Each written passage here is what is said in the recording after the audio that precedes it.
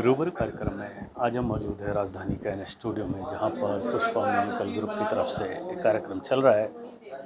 कार्यक्रम की जो एंकरिंग की कमाल संभाल रहे हैं मोहम्मद असलम जी।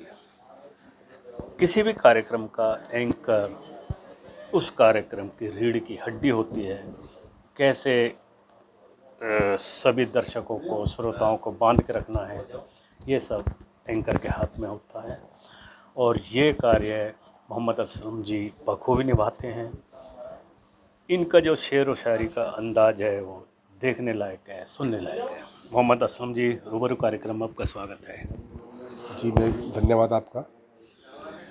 आप एंकरेज जब भी करते हैं अपनी शेर व शायरी से लोगों को बांधे रखते हैं, खुश रखते हैं। जी, ये सब हुनर कहाँ से सीखा?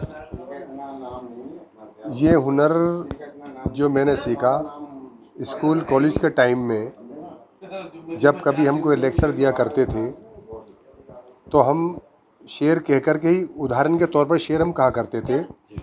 जैसे कि किसी की मतलब प्रशंसा करने के लिए, उसकी तारीफ़ करने के लिए हमें 10-20 बातें चाहिए होती हैं, तो हम उन 10-20 बातों को ना कह करके 2 लाइन में ही सारी बात समझा दिया करते थे। वही आदत पड़ी हुई है। अब मुझे इस लाइन में आए हुए 4-5 महीने हुए हैं। हमारे एक दोस्त हैं सैयद शाहबुद्दीन साहब, उनके यहाँ सिस्टम लगा हुआ है, वो हमें प्रैक्टिस कराते हैं। वहीं पर मैंने बोलने की प्रैक्टिस करी, जो टैलेंट था वो मैंने वहाँ पर निकाला। उसके बाद मुझे पुष्पा जी ने, पुष्पा म्यूजिकल ग्रुप ने, जिसकी ये ऑर्गेनाइज़र हैं, इनका पहला शो था, इनकी मेरी बात हुई तो इन्होंने मुझे पहला चांस दिया। उसमें मुझे काफ़ी लोकप्रियता मिली, लोगों ने मुझे काफ़ी सराहा। उसके बाद मुझे एक के बाद एक प्रोग्राम मिल रहा है। मुझे लाजपत भवन का भी प्रोग्राम हाजी सरफराज जी ने दिया है और मुझे आसपासन अब्दुल हफीज़ साहब ने भी दे रखा है कि आगे से जो भी प्रोग्राम होंगे हम आपको ही देंगे। तो जैसे जैसे मैं प्रोग्राम करता रहा, हिम्मत मेरी बढ़ती रही, कुछ सीखता रहा और ये कुछ पढ़ता रहा। मैं तो यही कहना चाहूँगा, हंसकर सीखे हैं ना कुछ रोकर सीखे हैं।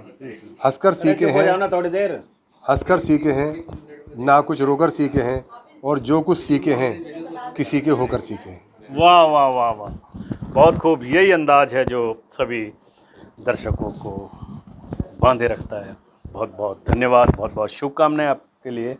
आप इसी तरह से अपने अंदाज के द्वारा लोगों का दिल जीतते रहें। कैमरामैन राजेश के साथ VP Sharma, INS। Thank you.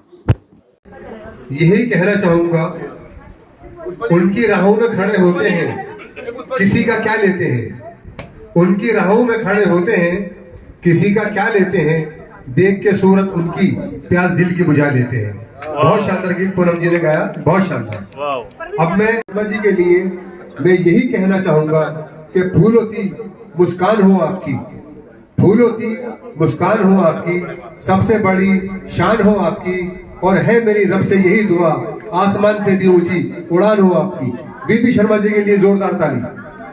Thank you sir. गीत देशभक्ति के ऊपर और मौका भी है, यही कहना चाहूंगा, पानी ना हो तो ये नदियां किस काम की, पानी ना हो तो ये नदियां किस काम की, दिल ना हो तो ये धड़कन किस काम की, और जो देश पर कुर्बान ना हो सके दोस्तों वो जवानी किस काम की, वो जवानी किस काम की। वो गीत इन्होंने गाया है। समझे, हकीकत में हिंदुस्तान के हर शख्स में देशभक्ति का जज्बा होना चाहिए, तो मजाक नहीं, कोई भी मुल्क हमारी तरफ आंख उठा करके देख ले। भारत माता की। यही कहना चाहूंगा आपके लिए, किस मिट्टी का हो यारो मेरी पहचान लिख देना, किस मिट्टी का हो यारो मेरी पहचान लिख देना, कफन के कोने कोने पे हिंदुस्तान लिख देना। जय हिंद। जय हिंद।